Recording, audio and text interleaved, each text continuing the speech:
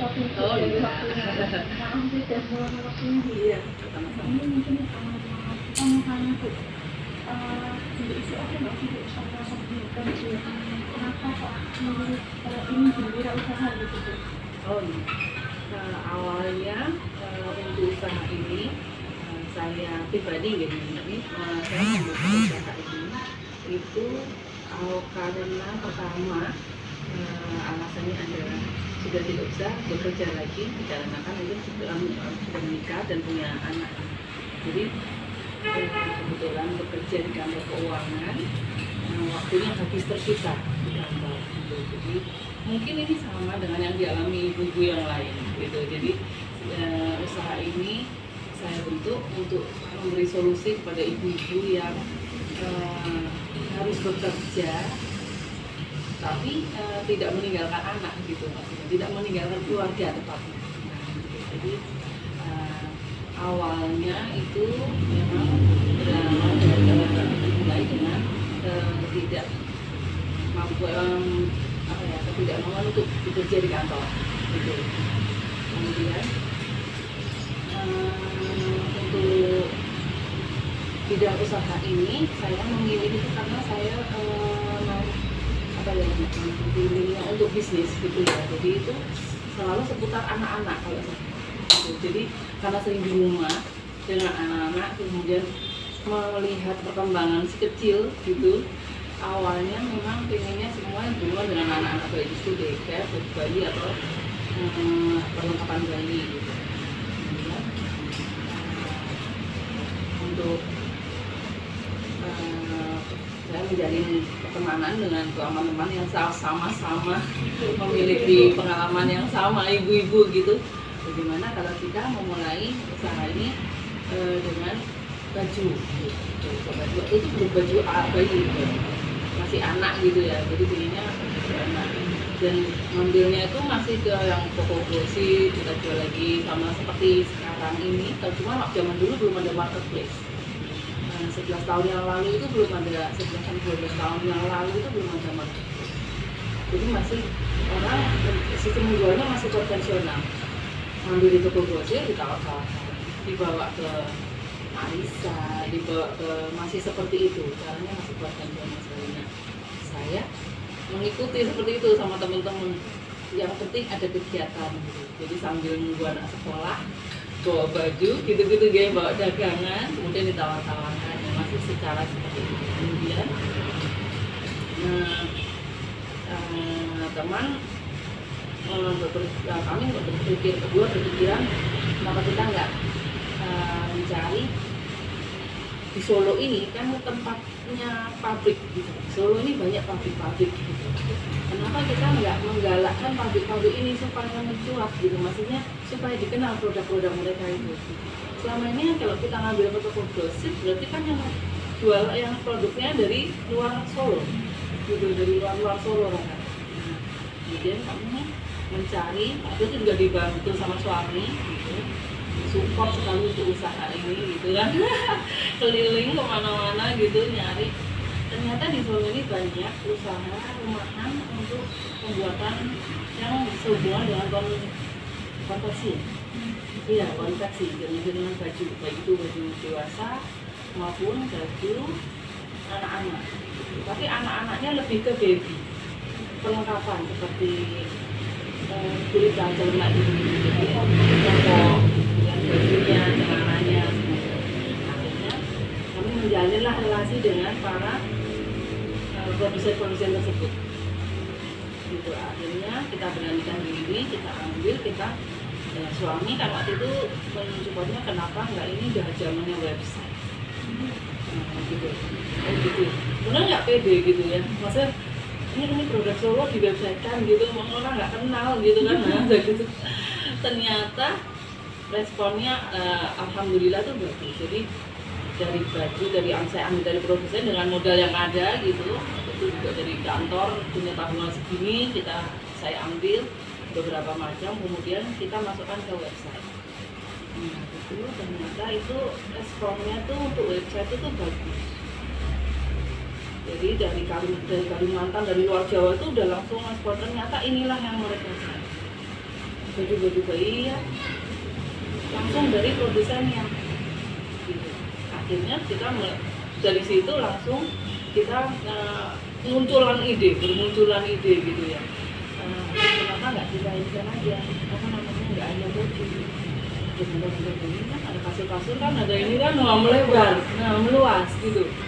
Akhirnya notabene kan kita soalnya habis dari kantor yang sibuknya sepertengah mati di kantor keuangan itu sibuk sekali Mbak ya, terus begitu stuck harus di rumah, anak otomatis kan idenya numpuk tuh. Idenya numpuk, jadi apa namanya, kenapa kayak kita bikin begini, kita nggak gini, akhirnya semua ide-ide itu kita actionkan. Jadi kalau ada ide itu memang benar, jangan hanya sekedar ide. Ide itu kalau cukup nanti orang lain yang jalan gitu. Jadi kalau kita punya ide langsung action. Gitu. Jadi awalnya kita ke produsen, kebutuhannya produsen kalau kapan tidur kita dikasih sampel, kita difotoin, jadi nanti jadi pada beli baru kita ngambil gitu, boleh gitu. Jadi lama-lama nggak harus ngambil barang, iya kan? Sampai ke akhirnya kita beranikan diri untuk membuat semacam outlet kecil gitu. Jadi duduk website kami, kita buatnya namanya adalah yang cukup menarik orang, itu pabrik tujuh hari. Jadi mindset orang adalah ini buatan pabrikan. Jadi harganya ini juga semua yang beli, terutama luar Solo nih. Kalau Solo mungkin harga itu udah biasa, tapi kalau di luar Jawa itu luar biasa gitu. Betul. Sampai produsen stroller kita sudah sampai tembus itu. Stroller 8 itu kita jual namanya dalam angka 1 juta. Itu di luar Jawa 1 biji. Di sini 3 stroller ini. Stroller jalan. Nah, gitu, jadi otomatis kan luar Jawa pasti luar Solo kaget gitu, ini beneran dapat segitu. Jadi intinya itu. Pertama awalnya karena keterbatasan seorang wanita nih, kalau udah menikah dan punya anak itu memang kita nggak bisa terus untuk bekerja di kantor ikut orang karena ada tanggung jawab yang lebih, yaitu anak keluarga gitu. Dulu itu berarti belum ada bebel usaha gitu? Belum ada? Bebel usaha? Belum, sama sekali. Enggak online juga. Jadi waktu itu awalnya tuh saya offline kan. Awalnya tuh jemput anak jam segini, waktunya saya jemput anak ke TK, itu saya keliling, habis jemput anak keliling, door to door, mana-mana, ketemu temen, nanti itu ternyata sakti ya cara itu ternyata dalam bahasa Jawa ketok pulang gitu. Nah, karena ibu-ibu itu juga keterbatasan mau kemana-mana gitu, kalau ada yang datang bawa barang tuh matur nuwun banget gitu. Gitu.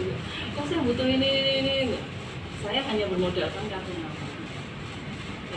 Bermodalkan kartu nama, kemudian semacam kayak brosur gitu yang pakai printer biasa, belum ke digital printing lah gitu. Saya percaya, yakin aja nawarin ke toko kecil, Mbak, saya boleh nggak ngisi nanti yang laku berapa, nanti setiap minggu kita catat gitu. Jadi saya titip jual gitu. Titip jual, kemudian ke komunitas ibu. Kebetulan saya cuma ikut komunitas sekolah waktu itu, sama komplek aja arisan RT gitu. Saya punya usaha itu terdengar sampai di mana-mana, terdengar juga sampai ke teman. Otomatis waktu itu reuni belum ada ya waktu itu ya. Waktu itu ketemunya juga paling 1-2 orang teman yang ternyata kamu di Riau, ternyata kamu di Medan gitu. Waktu itu pakai Friendster apa ya, semacam Yahoo Messenger itu, mungkin belum pernah ya panjenengan. Saking jadulnya, jadi nggak tahu. Jadi Yahoo Messenger tuh ada IM itu nyala gitu, kita bisa chatting gitu lah, nyala hijau, zaman dulu seperti itu. Terus gitu, ada yang masuk gitu. Ternyata ini, akhirnya nyambung, saya bisa kirim ke luar Jawa waktu itu ke teman yang di Riau, kemudian ke teman yang di Kalimantan. Kan di kuliah kan teman dari mana-mana ya, dari luar Jawa banyak banget gitu. Belum ada Facebook, belum ada semuanya. Keterbatasan itu karena tanya teman, tanya gitu, telepon gitu, masih seperti itu. Nah, dengan cara yang terbatas itu pun bisa melebar ternyata informasi kalau saya punya usaha baju bayi.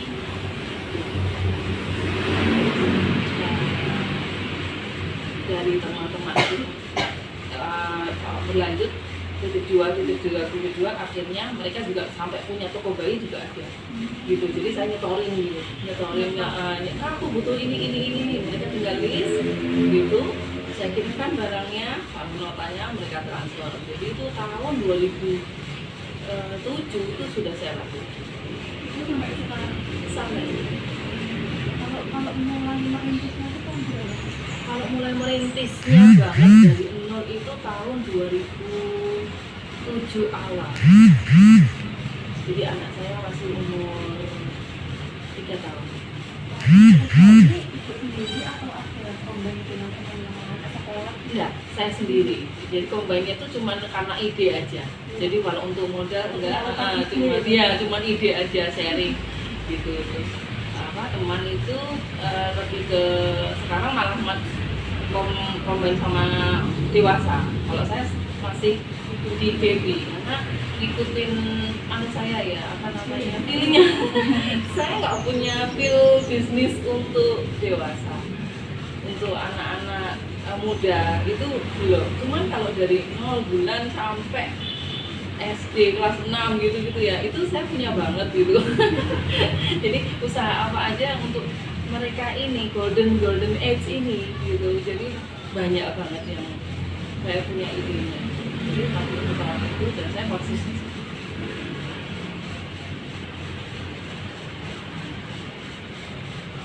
Untuk usaha ini sekarang itu pola sendiri atau ada karyawan? Iya, saya ada karyawan, cuma di gudang. Jadi untuk sini hanya untuk kantor, Jadi kalau kantor saya sendiri yang jaga. Jadi nanti untuk pemrosesan pesanan, saya menerima pesanan, kemudian saya yang prospek semuanya sampai menentukan pengiriman semua itu ada di saya. Jadi kerja depannya saya, baru nanti karyawan yang proses untuk teknisnya. Kalau ini kan website gitu, kalau sekarang udah merambah ke online atau sekarang kalau marketplace itu awalnya saya Shopee, cuman ternyata saya sependapat dengan beberapa bisnis yang lain. Jadi ternyata di marketplace itu tidak begitu membantu untuk usaha online. Jadi karena persaingannya kan nanti itu individu yang kita bersaing. Individu semua orang bisa marketplace dan perang harga di situ. Nah, di situ. Jadi lama-lama doesn't make sense gitu. Ini harganya kok lama-lama pada nggak masuk di akal gitu. Padahal saya perjanjian sama pabrik itu harga segini. Contoh Libby atau Velvet. Nah, itu saya sign kontrak sama Libby Velvet langsung. Itu kan kok harganya bisa seperti ini? Saya yang pengambilan segini aja dapat harga segini. Kok bisa yang mengambilnya kecil-kecil harga segini? Nah itu loh, saya akhirnya untuk marketplace itu saya stop. Bukan saya stop, cuma saya kurang aktif di situ. Gitu. Saya kurang aktif di situ. Kemudian saya lebih ke customer, saya lebih prefer ke customer yang ingin membuka usaha baby shop, usaha perlengkapan bayi. Jadi di situ dia akan lebih strategis. Kalau marketplace yang kerja kan Shopee-nya itu, gitu. Nah, saya lebih menanamkan ke customer itu untuk ayo kita fight untuk usaha ini. Jadi jangan hanya itu, kadang ada yang nggak mendapatkan margin itu ya ada di marketplace. Cuman mereka untuk balik, balik modalnya aja. Nah kalau terus ramai kan lama-lama memang dia di atas terus. Gitu. Dan kebetulan alhamdulillah itu saya tulis semua di website itu tentang pengalaman saya, tentang alasan-alasan saya membuka usaha ini, itu disambut positif sama semua ibu-ibu di Indonesia ini. Customer dari Aceh sampai Merauke itu pengalamannya sama dan mereka fight di situ. Nah itu yang saya iya lebih ada tantangannya gitu. Nah gitu jadi bukan yang hanya ngambil barang kemudian diposting gitu, kemudian apa mesinnya ada gitu, enggak. Jadi kalau saya lebih bagaimana mengembangkan usaha ini, jadi advertising, kemudian copywriting, semuanya itu ya. Jadi marketingnya itu yang harus kita godok, itu tidak itu. Nah mindset seorang bisnisnya yang saya cari. Kalau di Shopee itu memang rata-rata orang hanya cari barang kemudian posting sudah selesai. Gitu. Nggak, mereka nggak yang memang banyak toko bayi yang main di Shopee juga gitu. Tapi saya lihat itu malah mereka sedikit penghasilannya dari marketplace. Kami para pemilik baju bayi pasti paling nggak ada ininya, cuma kita yang ngikutin tren aja gitu. Kita ngikutin tren aja, toh orang juga datanya malah langsung ke toko katanya gitu, langsung order yang ini bisa chatting lama, bisa lebih ke WA, lebih ke website itu lebih mereka senang di situ. Kalau Shopee itu kan bisa untuk belanja juga berapa, cuman harus satu item gitu ya. Oh ini baru saya lupa kabar. Karena yang customer yang karyawan ya, itu harus milenial yang megang kayak gitu. Saya angkatan jadul jadinya agak bingung masalah cashless apa itu segala macam. Nah akhirnya kalau lewat website atau lewat WA itu kan mempermudah ibu-ibu yang kurang mengerti tentang marketplace. Jadi mereka sistemnya masih tulis tangan, di foto, di share tuh. Pernah saya punya customer dari Kalimantan itu sampai berlembar-lembar tuh ordernya, jadi dijajarkan foto. Mereka nggak ngerti caranya kalau harus lewat ini website bagaimana, rating bagaimana, nggak ngerti. Jadi kita menawarkan kemudahan. Kalau rata-rata pembeli masih ibu-ibu semua atau nah kalau untuk dulu 2 tahun ke belakang itu memang ibu-ibu, tapi 2 tahun ke depan ini anak muda. Saya juga ada.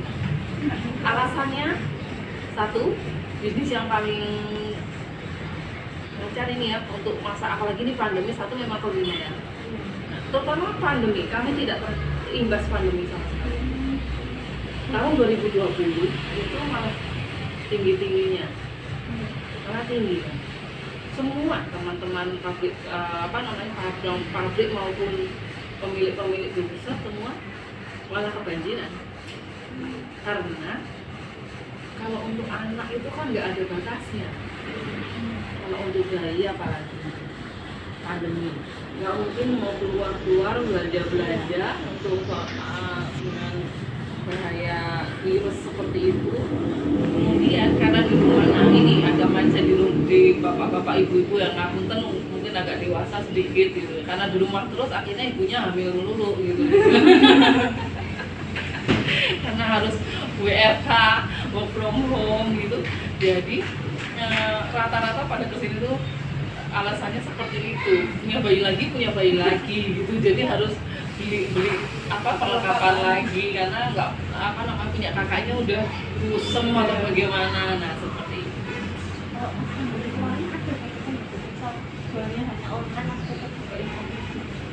Malah offline kemarin saya juga heran. Jadi ibu-ibu yang kesini kemudian dari Nusa Tenggara Timur itu kesini dari Kupang, dari Maluku itu langsung datang ke sini. Waktu itu masih sempat ada kelonggaran bulan Agustus itu yang belum PPKM mungkin ya Pak? Belum PPKM itu pada kesini mereka cepat-cepat ambil lebaran gitu, dan kita juga kirimnya kita carikan yang paling cepat gitu. Jadi mereka datang ke sini memilih paket usaha yang saya tawarkan itu, kan ada paket usaha, kemudian paket untuk melahirkan gitu, yang kemarin itu ya. Kemudian mereka tinggal memilih, kemudian melihat item barangnya, dan yang terpenting harus ketemu saya gitu. Kalau saya untuk order besar memang order apapun itu memang sebaiknya, apalagi luar Jawa, kalau bisa ketemu saya. Dan itu dilakukan dari Bontang turun Jogja pesawat sini lagi seperti itu. Jadi mereka satu membangun kepercayaan ya, karena takutnya nanti penipuan atau bagaimana. Kemudian meskipun saya di web, di WA sudah saya paparkan semua map, alamat lengkap, itu sudah saya lengkap. Mereka butuh ketemu langsung saya, dan saya juga inginnya seperti itu. Nah, gitu. Jadi nanti ada penyerahan dana, itu juga harus ada bukti di atas, hitam di atas putih gitu. Kemudian saya penentuan pengiriman tanggal berapa, kemudian estimasi sampai di tempat itu tanggal berapa, saya harus pastikan ekspedisinya apa. Oh iya, iya. Betul. Jadi saya sudah punya kontrak dengan ekspedisi kapal laut, ekspedisi yang menjangkau daerah-daerah yang pedalaman, Pak. Jadi seperti Merauke itu kita ke Surabaya dulu, di Surabaya kemudian naik kapal ke Merauke, nanti nyambung lagi tuh Mbak ke kapal kecil itu, dan saya sudah ada link ke sana. Dapatnya koneksi gitu. Jadi kontrolnya dari nol, tapi betul. langsung lagi. Awalnya tuh saya hanya tahu pos, Mbak. Awal banget usaha ini tuh saya dapat order pertama kali buka baru seminggu mungkin Mbak. Itu ada website nyala, website launching seminggu dari produk-produk yang dari Solo asli ini, itu 80 juta dari Kalimantan. Dari Kalimantan Barat. Dari Kalimantan. Dari Kalimantan Barat. Kemudian step pertama yang saya lakukan adalah saya list dulu itu order-ordernya. Kemudian saya pastikan sama pabrikan. Jadi sebenarnya saya itu hanya manajerial, sistemnya manajerial. Kemudian pabrik ini ordernya ini, pabrik ini ordernya ini, pabrik ini ordernya ini. Mana yang kira-kira bisa disupport dalam waktu sekian, dalam tempo sekian. Nah ternyata udah pabrik A, B, C menyatakan ada semua ini, ada enggak, ada ini. Akhirnya saya kembalikan ke customer dalam bentuk invoice. Nah, ini yang ready sekian, kemudian akan kita kirimkan dalam waktu sekian ekspedisinya itu. Langsung dalam waktu 5 menit dananya sudah masuk. Jadi karena kan invoice kami terlampir ada nomor rekening di bawahnya, jadi langsung mereka tahu berapa yang masuk. Udah kita tinggal mengatur pengiriman. Nah, waktu itu kita hanya tahunya tuh pos. Waktu itu pos juga ada kendala sedikit. Ada yang kalau di pelabuhan, kalau di kita pengiriman melalui kapal itu memang ada sedikit sindikatnya gitu. Nah itu saya harus belum, karena masih yang awal gitu, masih newbie, jadinya nggak ngerti, tinggal kirim. Ternyata sampai sana ada yang kurang dan sekian. Karungnya diganti gitu, ternyata ada lah mafianya di sana. Nah kemudian kita minta foto, akhirnya kita ganti pakai pos. Jadi memang namanya baru pertama usaha ya, itu pasti ada jatuhnya kayak gitu ya. Suami support, nggak apa-apa kayak gini tuh, malah kita jadi tahu, nggak takut rugi, waduh hilang 2 juta ini segala macam, nggak masalah gitu ya. Akhirnya kita ganti, oke selesai. Jadi sama-sama enak Pak, berarti barang yang kurang sudah jalan barangnya, ini barangnya. Kemudian alhamdulillah dalam waktu 1 minggu barang sudah diterima. Waktu itu pos juga udah ganti juga ke kami untuk ke kehilangan barang, kan ada asuransinya. Nah dari situ akhirnya untuk yang ke Manado kemudian langsung datang banyak banget. Purworejo langsung keluar masuk semua itu, Manado, kemudian Kendari, Makassar. Saya coba ke Surabaya sama suami. Gimana kalau kita ke pelabuhan? Nengok langsung gitu. Nengok langsung.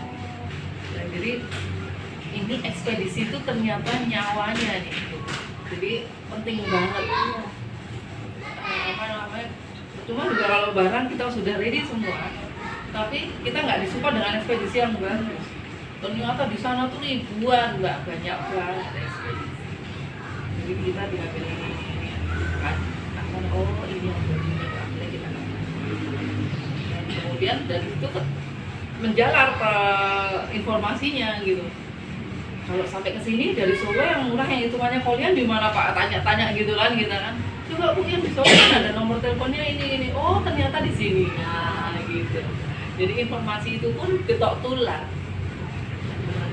Kalian kalian semua ada yang dari Semarang, ada yang dari ini. Dan itu ekspedisi pun bisa ditekan. Jadi satu koli bisa yang saya kemarin waktu ke Pontianak namanya menghabiskan itu ada 18 koli besar itu sekian juta gitu. Ternyata kalau kita lewat yang ekspedisi yang kolian itu bisa hanya seperempatnya gitu. Kan hitungannya volume. Jadi saya sampai masuk ke kontainer pernah tuh nggak? Kontainer di kapal itu yang seperti kalau kita di tol lewatin itu ya, kontainer satu saya pernah memastikan barangnya udah di kontainer dulu. Waktu itu ngisi tahu di Manado. Karena Manado itu memang lama. Paling lama pengiriman itu adalah Manado. Manado, Aceh lebih cepat itu kalau dibandingkan Aceh kemana yang ngirim itu waktunya tuh lebih jauh Manado karena kapalnya itu berhenti-berhentinya memang lama. Jadi harus banyak pelabuhan yang harus mereka singgahi. Bau-bau dulu, baunya dulu, begitu. Jadi waktunya panjang. Kan kalau dulu itu mah website nih, Iya. kan kalau sekarang udah banyak mengatur cara desainnya di website itu gimana? Betul. Kalau dulu itu masih bilang telepon atau masih kalau search di websitenya atau udah desain gitu? Dulu itu pertama ada dua perusahaan website namanya Master Toko Online MTO. Pertama cara kita menggunakannya itu dia udah menyediakan template gitu. Jadi kita tinggal mengisi fotonya, kemudian deskripsinya, harga segala macam ya. Kemudian ngisi untuk kolom-kolomnya, cuman waktu itu kurang informatif gitu, kurang menarik. Nah, kita searching terus nih, kebetulan di Surabaya itu pula gitu, jadi ketemu yang namanya Vekios.com. Sekilas ini bukan kayak toko pembuat website ya namanya Vekios.com. Ini orangnya marketingnya itu kita terus gitu, jadi kios kayak apa ya gitu, cuman apa namanya kemudian pelajari sama itu juga bagus gitu. Jadi dia menyediakan template, kemudian menyediakan kemudahan gitu, jadi supaya customer bisa langsung klik nyambung ke WA gitu. Nah ada banyak caranya. Nah tombol-tombolnya itu ada semua gitu. Terus jadi nyaranin Bu pakai template yang ini aja supaya bisa diakses customer melalui handphone, karena nggak semua sempat membuka laptop. Nah katanya oh iya, jadi kita kayak dibimbing gitu. Bagus itu. Kantornya isinya anak muda, masih mahasiswa semua. Kantornya tuh cuma kayak semacam meja oval gini, masing-masing buat laptop 8 ya. Satu mahasiswa itu menghandle beberapa toko online. Yang punya itu masih mahasiswa, Mas Denny Haryanto. Saya sarankan kalau mau usahakan pakai Vekios.com. Kantornya ada di Surabaya. Waktu itu saya masih berbayar pertama tuh hanya 500.000 sampai sekarang. Sampai enggak kayak lagi gitu. Iya. Maksudnya satu tahun 500. Iya, satu tahun 500. Maksudnya sampai sekarang saya hanya 500 terus gitu, kok nggak naik-naik gitu.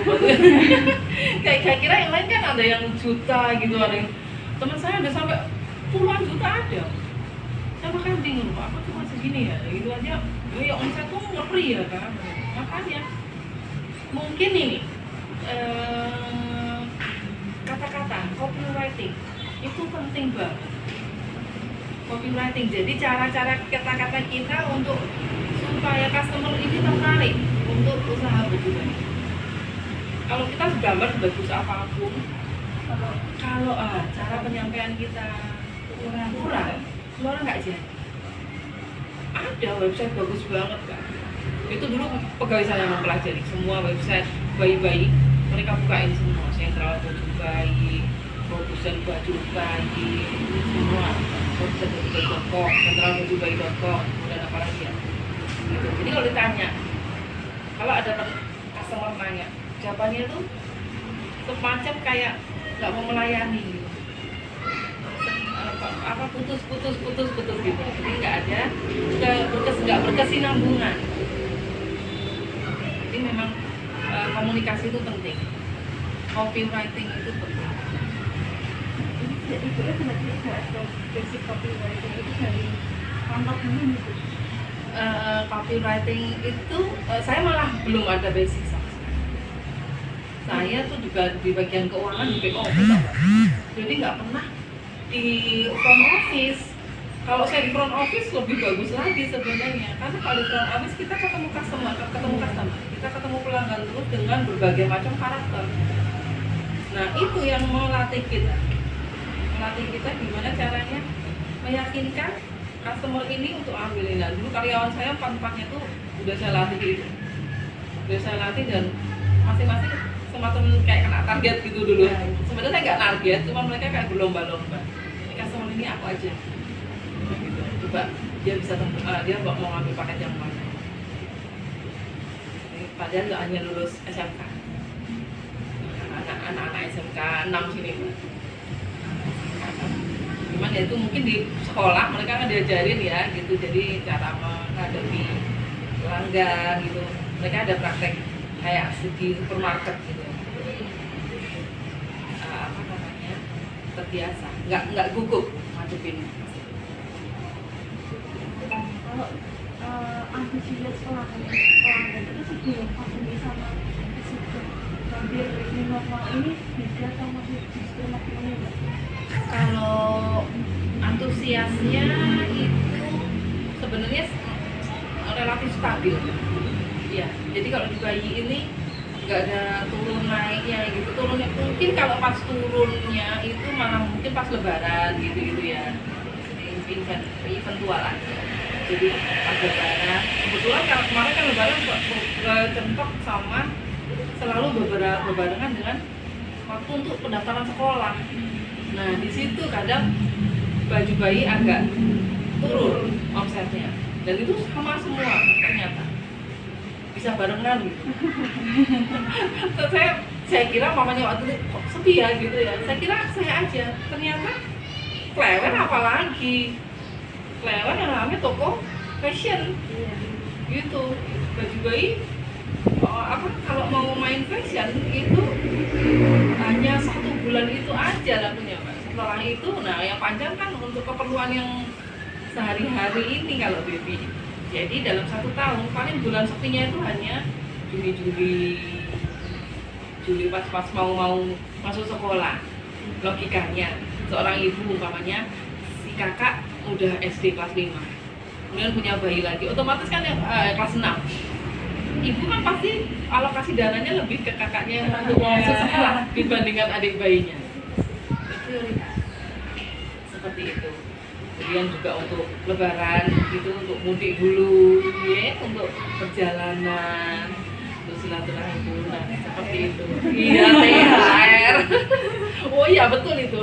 Jadi apa namanya, dalam 1 tahun itu bulan sepinya hanya bulan itu. Ada target penjualan apa enggak? Kalau target ini untuk saat ini belum berani target ya, karena situasinya seperti ini gitu. Jadi kita mau kerja seperti apapun banyak peraturan yang kita keterbatasan gitu ya. Jadi mau kesana kemari kesana, kain pun ada yang nggak datang, nah gitu. Jadi kita mau target juga tertentu seperti itu, terbatas dari produsen sendiri. Kayak Libby ini newbornnya nggak datang sampai sekarang. Mbak, ini kita nggak main dulu dari kantor Libby-nya ada ada phone, nggak bisa support untuk newborn Libby velvet gitu, karena masalah kain ini dijahit apa sih banyak sekali kendala.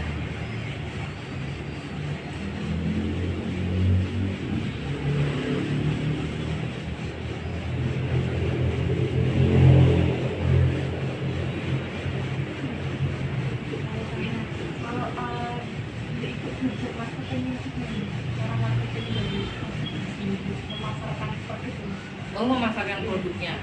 Kalau mulai dari awal usaha ini dibentuk, memang alurnya itu dari konvensional menuju ke digital ya. Kalau di pabrik baju itu. Kemudian kalau saya itu dua-duanya harus seimbang. Dua-duanya harus seimbang. Karena logikanya nggak semua paham digital gitu. Jadi apalagi seusia kami, seusia saya sebagai owner itu udah menuju ke masa pensiun gitu. Jadi saya udah 46, jadi itu mereka itu mau ke digital itu susah. Nah, saya lebih menjalankan karena kita sekarang di masa era digital dan customer yang di konvensional pun masih ada. Jadi kalau saya lebih dua-duanya harus berjalan seimbang. Marketing dua-duanya. Mungkin kemarin Mbak Sandra sudah saya jelaskan gitu. Waktu konvensional untuk perusahaan ini gitu, cara konvensional yang masih saya jalankan adalah menembus klinik-klinik, menembus dokter-dokter, kemudian perawatan-perawatan baby, kemudian ke perumahan-perumahan dengan bantuan digital printing itu tadi, semacam brosur. Itulah cara konvensional kan. Itu masih, ya, door to door.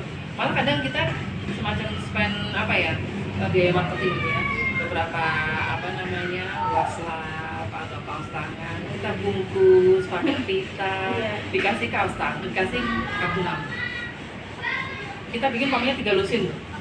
Udah nanti mereka karyawan setting alur map, hari ini saya mau kemana, hari ini saya mau kemana, hari ini saya mau kemana gitu. Jadi mereka sudah hari ini saya mau ke sana Bu, tujuannya ini. Hari ini saya mau ke sana, ketemu ibu hamil itu ada gift sedikit, paling ya kan kebaca tuh namanya ya, promosi. Di dokter kandungan itu paling efektif karena ibu-ibu itu antri di dokter kandungan itu bisa berjam-jam dengan hanya duduk, nggak ada yang dibaca, nggak ada yang hanya mainan HP. Cuma mainan HP seberapa betah sih gitu. Nah kalau kita tiba-tiba muncul tuh, nah kita muncul dengan senyum, dengan membawa gift, dengan itu kan kayak seger banget. Udah ngantuk gitu ya, bawaan hamil besar, harus main HP gitu, misalnya gitu. Mungkin nggak saat itu mereka akan beli, mungkin nggak saat dia mau lahiran, suatu saat ya, dan itu terjadi.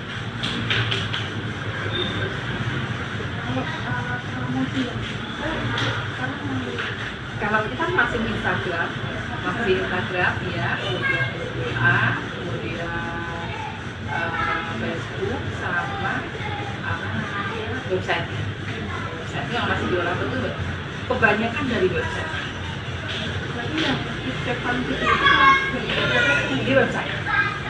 Di website, kemudian Instagram juga, cuman Instagram itu, nah ada juga lucu nih Mbak, saya bilang, Bu nanti bisa dilihat di IG.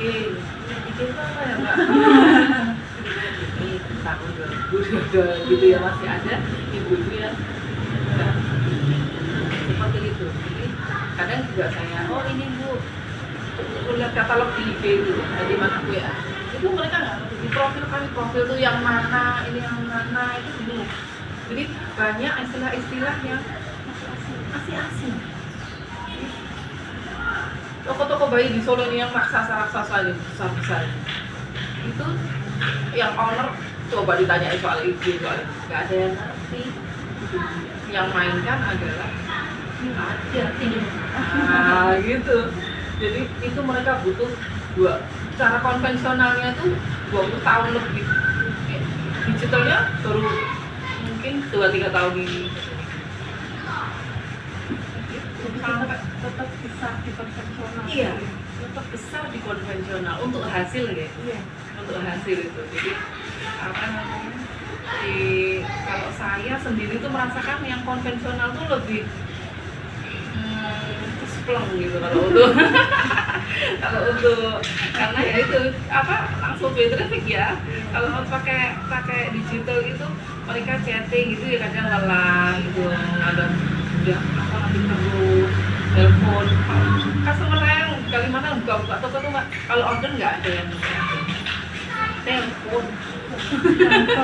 Bayangin langsung telepon, nggak ngerti caranya. Saya pokoknya nulis aja, di foto nggih, pokoknya dipermudah. Tujuan pabrik baju bayi ini adalah mempermudah kesulitan, terutama wanita. Wanita kan banyak keterbatasan. Jadi kemudian apa namanya untuk anak, alasannya apa? Untuk anak apa sih yang nggak untuk anak bagi seorang ibu? Pasti. Kemudian tidak kenal waktu ya. Jadi bayi dari umur 0 sampai 1 tahun itu ganti bajunya udah berapa kali karena pertumbuhan anak itu cepat ya. Jadi otomatis perputaran gitunya. Jadi alasan diadakannya baju bayi itu kita bentuk itu kita nggak main ke dewasa karena perputarannya lebih cepat. Jadi kalau untuk dampak itu online nggak berdampak itu kalau beli online. Iya. Kalau pemasaran online berdampaknya mungkin untuk yang customer yang paham digital gitu. Jadi gitu. Hanya yang paham kami banyak. Jadi omset tinggi dari digital pun ada, cuman kebetulan adalah customer yang paham digital gitu. Yang anak muda gitu. Jadi mereka yang baru-baru menikah, baru-baru punya anak, nah seperti itu. Dan yang seperti udah mau punya usaha, dia nggak kerja lagi seperti yang saya ceritakan. Selama usaha ini aku ditipu atau apa gitu. Kalau ditipu saya nggak ada, hanya dicontek banyak. Dicontek. Kemudian pernah ada juga yang ngambil data juga pernah. Jadi waktu itu ada pegawai saya handphone hilang. Ada. Jadi kendala-kendala kami waktu itu selama menjalankan usaha ini, satu yang barang hilang ya. Kemudian data hilang juga sempat. Kemudian kalau dicontek habis untuk menipu itu pernah. Jadi kasusnya itu saya ditagih orang yang saya nggak ngerti barangnya gitu. Saya order, saya kira tanggal sekian, itu cuma satu barang nggak, nilainya pun cuma 100.000. Atau itu yang ordernya dari toko baju bayi. Kalau toko baju bayi itu ini pembelian ecer. Waktu itu kita ada divisi pembelian ecer. Sekarang kan kita hapus. Nah itu, jadi semua foto itu diambil, kemudian dipakai orang itu untuk menipu. Nah, dia bilang si customer ini, saya atas nama ini transfer ke nomor rekening ini Bu. ngomongnya di web, di Facebook itu. Saya cek ke anak-anak, nggak ada Bu, cek semua sampai mutasi, BMI semua dicek, nggak ada nominal aneh ini 121 atau gimana gitu loh. Nah, jadi gitu ternyata ini kan dengan ibu ini kan, nah bukan nama saya, padahal semua rekening atas nama saya dan nama perusahaan itu. Terus kayak gitu, semua rekening kami nama perusahaan Bu dan nama Ibu Ika katanya. Saya transfernya ke atas nama ini. Nah, jadi langsung kita klarifikasi sama ibu itu. Mohon maaf Bu, kami adalah akhirnya ibunya bisa Jadi kan udah mengalami satu kali itu ya. Iya. Sekarang buat apa ya, menanggulangi biar nggak terulang lagi itu gimana? Menanggulanginya, kalau saya memang sebenarnya saya pengennya tuh membantu ya Mbak ya, membantu customer yang mau reseller itu tanpa watermark sebenarnya. Jadi memang karena keterbatasan, maksudnya gini, kalau mau file foto saya kirimkan semua banyak banget kan ya. Nah, itu kalau pakai laptop, pakai phone harus kita kompres karena fotonya memang banyak banget. Nah, kalau mau share itu juga apa namanya, waktu ya kadang ya. Nah itu, jadi maksud saya itu di IG bisa diambil atau di ini bisa diambil. Jadi kalau untuk antisipasinya memang saya memang nggak ada antisipasi. Jadi sistemnya mungkin ya ikhlas aja kalau saya. Rezeki nggak kemana gitu. Jadi pun sering kok kayak gitu tuh, sering banget. Ada customer toko ini gitu ya, nggak jadi, kok larinya juga ke saya gitu. Ada orang yang nggak ngerti website, nggak ngerti Google, nggak ngerti itu bisa kesini dari mana? Saya hanya lewat tadi. Terus ada itu, kata itu ada pelang, dulu kan ada pelang gitu. Terus tiba-tiba datang ke sini. Jadi memang manajemen ikhlas itu memang saya menganut itu. Nggak perlu di watermark kalau saya. Kalau ibu penting nggak gitu orang itu punya skill untuk berbicara, atau yang penting mau coba dulu gitu? Kalau skill itu bisa dilihat. Saya itu selama habis selesai kuliah itu langsung masuk selalu di back office, di bagian data. Otomatis saya tidak pernah ketemu orang, saya tidak pernah ketemu customer, saya nggak punya skill marketing kan. Ternyata itu bisa didapatkan dengan learning by doing. Skill itu bisa dilatih. Kemudian mindset jualan. Kalau kita sudah niat bisnis dan kita ambil bisnis ini, kita harus konsisten dan komitmen di bisnis ini, pasti saya harus jalan. Jadi jangan, wah sana lebih murah, wah sana ini, semua pasti ada pasarnya. Semua itu ada pasarnya. Ada dulu membeli juga mahasiswa IAIN yang pernah saya ceritakan nggak salah, itu dia pernah gitu jualan itu mahal banget. Kok berani? Saya jual mahal loh gitu.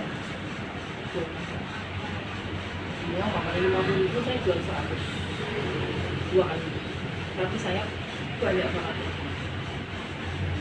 Kok bisa? Apa ya? Mau mahal mau murah itu ada pasarnya. Jadi jangan takut dulu. Nah, katanya itu yang harus saya tanamkan ke customer sama. Jadi, wah mbak, ibinya mahal, wah mbak mana yang semua ada pasarnya. Saya selama jual libih velvet itu nggak pernah mahal. Ini kemahalan, nah itu nggak. Kita yakin dulu. Nah, yakin dulu, kita paparkan keunggulan produk ini. Ya, kita paparkan keunggulan produk ini. Ini selama beberapa tahun saya sudah pernah coba, kemudian testimoni customer yang lain bahwa produk ini memang benar-benar dengan harga seperti ini sesuai, karena kualitas bahannya tidak otomotif. Jadi kekuatan kata-kata itu bisa mengalihkan customer tidak memikirkan harga. Kualitas. Ada barang itu udah terima kasih. Apalagi masa pandemi ini sulit barang kan banyak kan.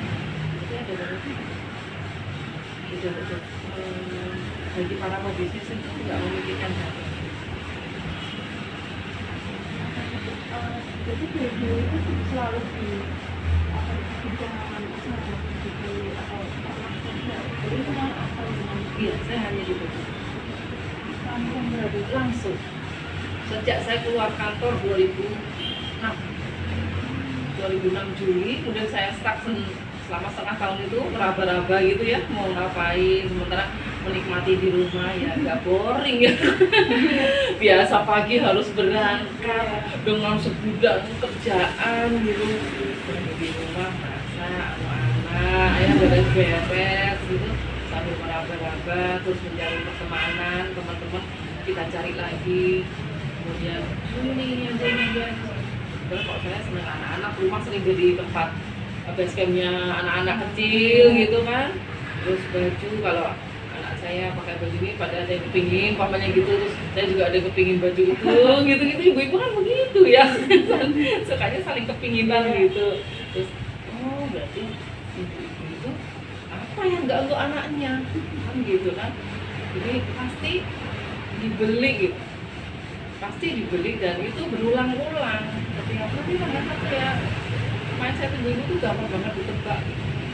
Mereka nggak mau ribet, ya kan, ibu-ibu tuh nggak mau ribet, maunya perfect tapi nggak mau ribet gitu kan. Nah itu kita manfaatkan kelemahan-kelemahan mereka itu, muncul ide ke saya gitu, ide ke saya, sediain aja, jadi nggak usah jauh-jauh gitu kan. Sama kayak seperti saya menyediakan paket melahirkan. Nah itu saya hamil anak kedua kan, di Solo ini mau dulu nggak ada baby shop. Di Solo tuh baby shop mungkin 1-2 zaman dulu, tahun 2000 adanya ngumpul di Klewer semua.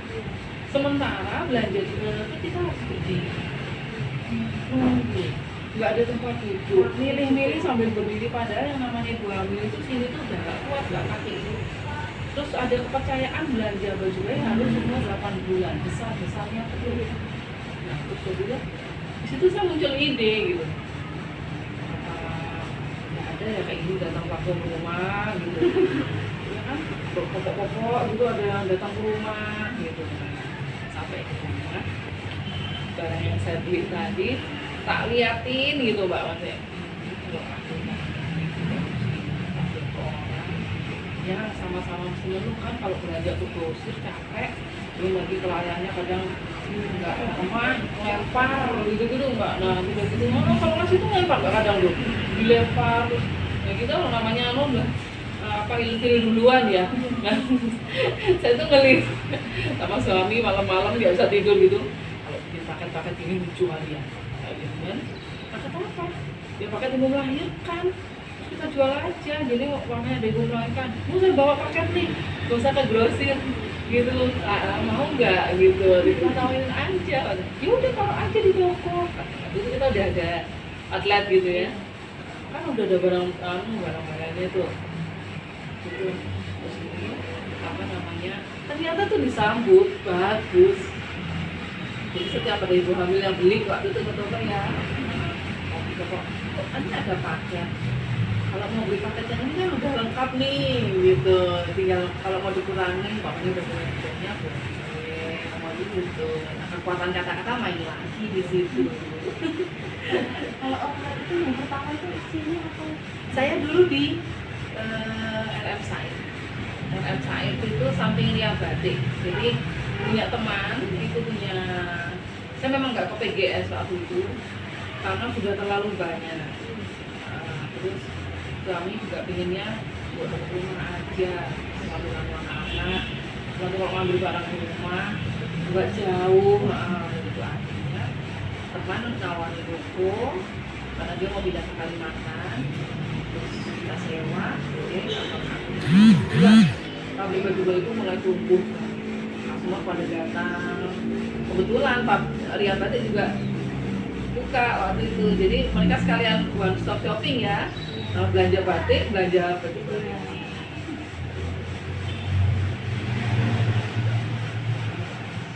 Memang kekuatan online kuat gitu. Jadi website gitu. Ini mau tanya kalau kendala itu apa? Kendala gitu. Nah kendala itu kadang itu pabrik itu sekarang pengetatan kuota. Pembatasan. Oh iya, betul. Jadi semua nggak kayak kita belum banget. Kasih nih, apa? Sama punya pabrik itu.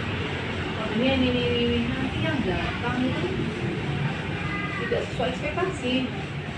Pernah saya satu evaluasi nih mbak, diisi ukuran besar semua. Jadi kadang sama pabrik sendiri itu terutama pabrik besar ya. Kalau pabrik kecil malah saya respect. Mereka menganggap apa namanya baby shop itu rajanya gitu. Jadi kita mau pesan yang ini ya datanya yang itu. Tapi kalau yang besar-besar semacam Libi, Kakak, Wafi, kemudian kita keluarnya itu juga ekspektasi. Kemudian mereka mangkoknya juga dengan dana yang gede. Kadang di dalamnya itu diselip apa ya barang-barang yang enggak kita bukan seperti itu kuota gitu. Loh, kan mungkin newbornnya tuh 10 lusinan loh masa gitu. Wah, itu pola gitu.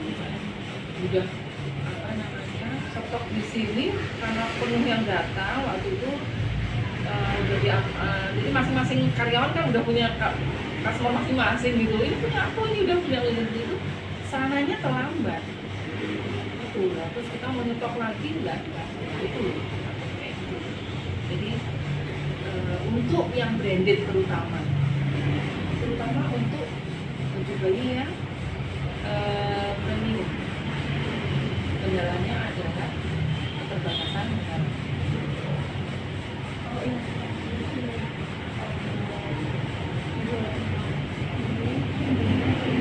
Kalau di bawahnya itu kendalanya selama ini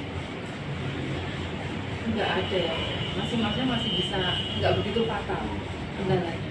Jadi paling hanya hitungan waktu lah. Contoh celana XL, celana panjang XL, mbak penjahitnya ini nih, baik sakit apa kan karena produk sendiri ya. Nah, itu oh iya ya berarti seragam.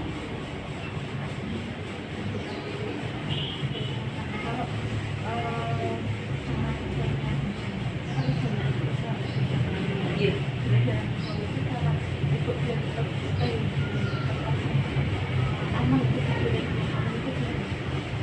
Kalau kami karena saya termasuk pionir ya di sini. Jadi yang baru-baru ini itu mereka itu baru bukanya itu sekitar 5 tahunan. Kalau saya karena customer lama itu repeat terus, jadi saya memang masih aman gitu dengan mereka yang baru. Cuman mereka main amannya itu main branded aja. Salah anunya di situ. Beda segmennya di situ. Mereka aman itu nyediain branded terus gitu. Kalau saya lebih ke meluasnya itu tadi, lebarnya semua saya ini kan, semua harus saya ratakan. Jadi perlengkapan tidur, perlengkapan ini apa namanya, customer saya yang dulu, otomatis kan tokonya kan dulu mereka juga jalan udah ini udah jalan, oh yang habis ini gitu, oh yang habis ini gitu. Jadi udah langganannya udah banyak gitu. Jadi selama ini saya alhamdulillah aman-aman aja. Untuk branded pun saya kasih tahu ke mereka gitu. Jadi kata customer saya untuk yang branded mungkin agak ada keterbatasan. Jadi mungkin next order baru bisa kita bisa order lagi. Jadi nggak yang harus semua, umpamanya nih dia mau ambil berapa sampai 5 juta, nanti saya kasih hanya 2,5. Selanjutnya mungkin di next order ya Pak. Kalau ini mungkin buat kita yang bisa untuk memulai usaha itu perlu apa aja? memulai usaha. Yang penting sekarang sesuai dengan minat kesukaannya gitu. Jadi jangan ngambil bisnis yang tren. Itu kebanyakan kegagalan berbisnis itu karena orang jualan ini kan juga ikut jualan ini. Jadi ikuti kata hati, karena kalau udah dengan itu berarti saya akan optimal di bisnis ini. Contoh, suka jilbab, ya kan? Nah, suka jilbab itu berarti nanti penjualan jilbab itu pasti juga akan tinggi, karena akan bermunculan ide-ide itu dengan sendirinya, itu nggak bisa dipaksakan. Nanti ketemu ini, oh iya ya, oh kan bisa begini kan, jalan ke sana loh, oh iya. Jadi satu itu, kedua skill itu tadi. Mungkin kita udah salah nih.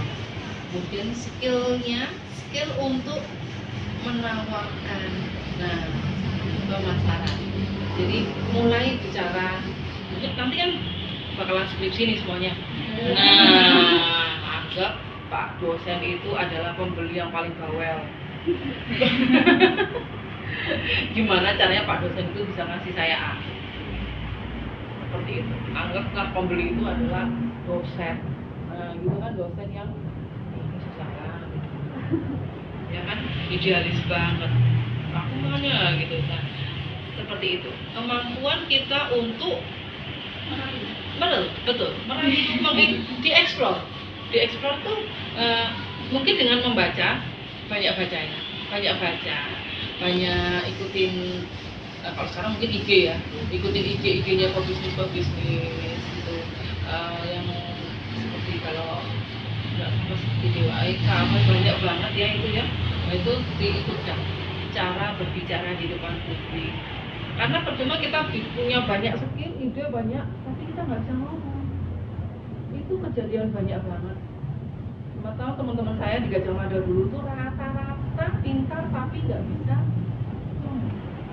akhirnya kadang. Nah, pokoknya ngomong alon gitu dulu, nanti kan ketemu itu anunya, apa namanya, intinya. Jadi jangan kita membawa ini, aku punya produk, aku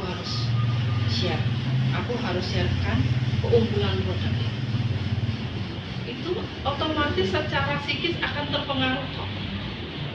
Si customer yang ngeri itu tadi, si dosen yang idealis itu tadi, dengan pendapat kita. Iya. Cukup tindakan yang dilakukan buat harus meningkat selesai biar luas gitu ya. Iya. Jadi saya itu sama suami ya, ini rencananya. Jadi di tengah-tengah yang semua bermain di kita, gitu kan? Karena kami udah usianya udah mulai itu pengennya itu kembali seperti mengulang yang dulu. Jadi mendatangi istilahnya kita toko-toko yang pernah berkolaborasi dengan kami, pernah kita support, jadi itu dalam istilah marketing namanya rasa kunjungan gitu. Nah, jadi mereka kalau sincere, oh ini baik kan gitu. Nah, gitu. Menjalin silaturahmi lagi, yang dulu yang sempat stuck juga nggak lagi, kita datangin gitu, dengan membawa barang. Jadi kita umpamanya bawa mobil dan ada barang, sepanjang perjalanan kita itu akan menemui beberapa toko pasti. Jadi sambil healing, bahasa sekarang kan sambil healing, sambil menawarkan, nah gitu. Jadi buat milenial juga kalau saya sarankan iya, jadi makanya kumpul-kumpul, ngopi-ngopi, nah itu sisipkan sisi bisnisnya. Kalau saya, jadi aku begini loh, gitu loh, apa nanti gampang deh, gitu. Jadi sisipkan mulai dari sekarang jiwa bisnis, karena nanti ngantor tuh paling 2-3 tahun deh, udah cukup ya. Jadi jangan kelamaan ngantor, tapi tetap penting di kantor karena kita harus, kantor itu adalah salah satu media belajar. Media belajar di mana kantor itu bisa berdiri, bisa menggaji karyawannya. Nah, di situ kan kita bisa tahu tuh, oh si bos pimpinan kami cara bekerjanya seperti itu. Cara memanagenya seperti ini. Itu salah satu kampus bagi kita juga. Jadi kita belajar. Kalau saya karena dulu back office, saya keuangannya, cara penulisan, pencatatan. Nah, jadi anak-anak itu waktu saya pencatatan harus rapi, keluar masuk barang, operasional, semua dicatat. Jadi mamanya jualan jilbab nih, di jilbab solusi. Harga pokoknya berapa? Harga kita belinya. Harga kita belinya, kemudian kita jual ke sana berapa? Ini margin. Kemudian dari pengeluaran untuk apa? Nah, tujuan situ. Belajar dari sekarang. Semua serba tercatat. Insya Allah besok udah bisnis udah bagus. Iya, karena ada bisnis nggak tercatat banyak. Ibu-ibu seperti saya itu malesnya tercatat. Udah rekor sama anak, laku spiro, kan padahal laris semua. Iya. Tapi nggak dicatat. Nah itu salah. Pencatatan itu penting. Jadi udah punya minat bisnis ini, skillnya diperbaiki, dimatangkan, tambah pencatatan, pasti dia akan nambah. Nah, untung sekian berarti harus tak belikan lagi juga ini. Jadi harus bahasa Jawanya patrap loh ya, maksudnya nggak boleh wah untung sekian buat jajan. Nah, nggak bisa. Sekian persen untuk investasi, sekian persen untuk sudah aja. Kalau cara mengingat orang, kalau saya itu gimana ya Bu? Kan awalnya kan kalau mau buka usaha kan malu ya, betul. Kalau menawarkan kan bingung gimana ini. Iya. Gimana ya Bu?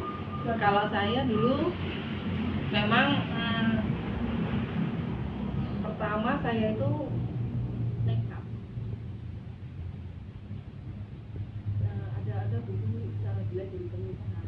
Jadi dulu tuh yang punya Primagama, ingat Primagama ya? Primagama, nah itu cara gila menjadi pengusaha. Jadi mereka tuh nggak pakai trading aling-aling, yang penting ngomong. Jangan dilihat matanya maksudnya jangan dilihat si customernya itu matanya langsung kita jadi takut gitu ya. Kita fokusnya ke barangnya. Nah, kita fokusnya ke produknya. Kita fokus ke produk yang akan kita tawarkan gitu. Presentasi udah sering kan ya di kampus. Nah, itu kan banyak orang. Nah, kalau kita nawarin satu orang berarti gampang. Ya kan? Kalau banyak orang itu memang harus kita pertama doa dulu, kedua fokus ke produk. Apa kelebihannya? Nanti aku akan menjelaskan ini. Kemudian ini yang aku jelaskan ini pertanyaannya sudah harus jenengan sabar. Pertanyaan feedback dari audiens itu harus jenengan sabar. Seperti sudah ditebak. Kalau saya dulu skripsi begitu. Jadi saya akan menjelaskan seperti ini, pasti nanti pertanyaannya ini. Pas seminar kan harusnya waktu itu harus seminar dulu 1, 2, 3 kali seminar baru ke dosen. Jadi sudah saya raba nih anak teman-teman ini mesti pertanyaannya seputar ini gitu. Produk pasti harga, pasti kelebihannya apa, gitu. Caranya bagaimana, gitu. Keterkaitannya itu. Jadi memang kita harus pemikirannya begitu. Pede ya, nggak perlu malu kalau kita masih ketemu masih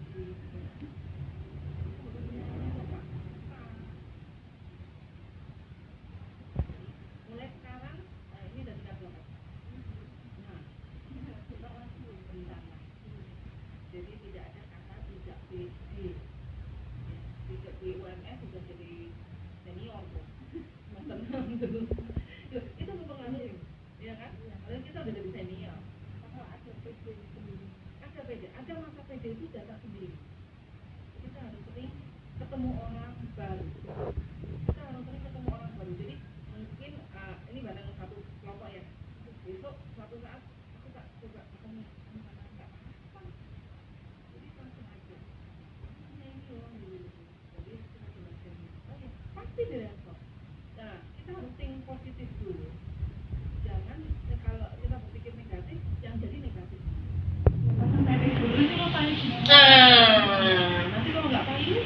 gitu kan, itu persentasenya lebih besar yang negatif thinking Bapak di luar. Karena mereka pikirnya ya yang buruk-buruk dulu, yang terjadi ya akan buruk gitu. Tapi kalau kita udah positif dulu, itu jadi positif. Jadi ada baca buku saya pernah, itu adalah kekuatan kata-kata itu, yaitu tadi bisa membentuk pemikiran orang ikut ke pemikiran kita. Betul. Sugesti. Buat kata-kata kita itu masuk ke dalam peran. Nanti sering melihat ini ya Mbak, apa namanya, Meriana, terus Putri Dewa Eka, terus apa lagi satunya ya, banyak itu Mbak, cara-cara dia menyampaikan, cara-cara dia meyakinkan. Jadi kadang kita nggak melulu bicara barang, bicara produk. Nah, ambil sisi yang membuat mereka agak cooling down dari berpikir tentang harga. Nah, gitu kan? Ambil sisi sebelah sini. Jadi berbicara di depan publik itu memang harus, kita wawasannya memang harus luas.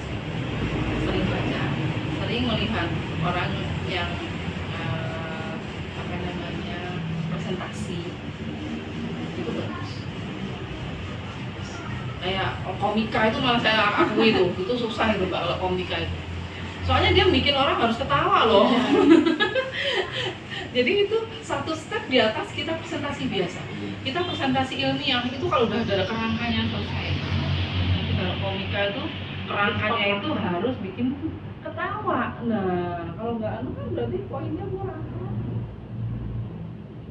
Saya dulu skripsi di UGM itu kalau dipikir dibilang orang bukunya paling jelek. Tapi saya pede. Saya pede. Saya dapat dosen yang paling galak, idealis. Sampai saya dimarahin sama apa namanya, pembimbing. Kok pembimbing ini nanti dapatnya kayak ini? Saya suka ini, materi ini. Saya pede aja Mbak, yakin dengan dosen yang tipe melempar Mbak. Jadi kalau bilang ini mau salah, melempar, terus ini harus dilempar sampai ke pangkal gitu. Jadi tipe yang harus ngoret-ngoret salahnya begitu sampai dioret orangnya. Tapi saya dengan tenang, senyum itu. Nanti orang akan jadi lebih tenang yang tadinya mau itu dipelajari bagaimana cara. Akhirnya saya sampai lulus saya nggak pernah menemui kekejaman itu. Sampai lulus sampai semua orang jadi ya.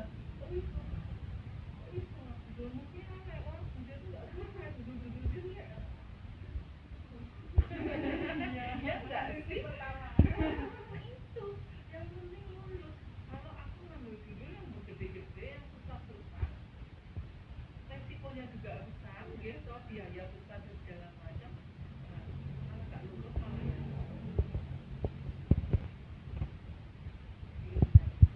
percaya diri. Jadi usaha ini memang terbentuk dengan dari saya yang saya rangkumkan ya. Jadi saya dari pembicaraan pagi ini, usaha ini memang murni saya bentuk karena pengalaman pribadi saya, karena keterbatasan saya sebagai wanita ya, sebagai ibu-ibu, kemudian yang karena tidak tidak dinyata-nyata bisa masuk ke pasar perbebian ini, juga ini. Kemudian yang saya lakukan hanya ini tadi, berdoa, niat ingin usaha ini, dan saya komit di sini. Dan komit di sini saya latih skill saya yang tidak saya punyai sebelumnya, yaitu untuk bicara di depan umum itu tadi.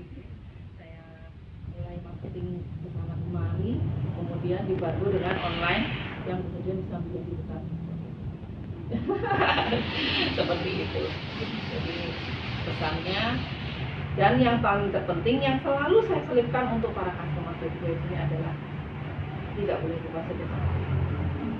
Itu saya pasti, jadi setiap habis sign tanda tangan, saya reply tokonya dia, saya minta tolong 2,5% dari hasil usaha ini tolong masukkan ke PO. Alhamdulillah sampai sekarang jalan semua. Ini Itu. terima kasih Iya. bantu dulu akan waktu. Oh iya, sama-sama.